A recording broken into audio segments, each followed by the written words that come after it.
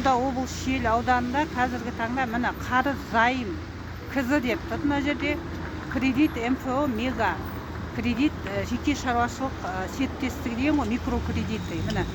Мынаны жаңа түсіргенмін, мына екінші серия деп түсірейін деп отырмын қазір таңда. Мынау банкі халықты қинап, тонап атқан банк мынау. Қараңыздар, мына есігі міне жабық тұр, жаңа көрсеттім, міне.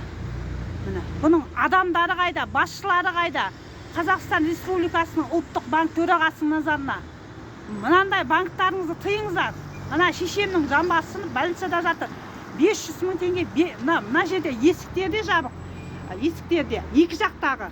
Бұл 500 мың теңге төлесін деп кім бізге хабарлама беріп отыр? Осыны тауып беріп сұраймын мен.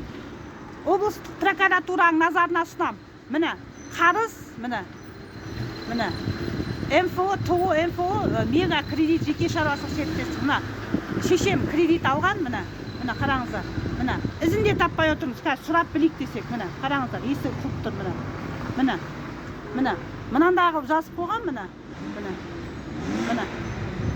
Осы мәселені мынау роботының, сосын облыстық прокурордың назарына ұсынамын. Мынаның егесін тауып беруді сұраймын. Қайда егесі?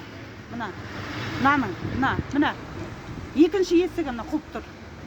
Осы мәселеге қызметтік тексеріс жүргізіп, көмек беруді сұраймын. Кредит алғандардың жағдайы не болады енді? Мына есігі жабық тұр. Бұлар ашады да осылай қылып, қарыз қылып, халықты есігін жауып, халықты әурелеуге шыққан ба бірыңғай? Не деген масқара, не деген сұмдық? Мына тауып беріңіздер егесін. Мына құлыптың егесін тауып беріңіздер. Облыстық прокуратураның назарына ұсынам. Мына қазір ег өтінішпен соны арқылы жазам ертең, таңырдың таң атса. Міне, құлып маңдайымызға сат ете қалды. Көмек беріңіздер. Облыстық прокуратураның назарына, сосын жаңағы Қазақстан Республикасының ұлттық банктың назарына. Зайым кредиттің басшысы Саматтың назарына ұсынам.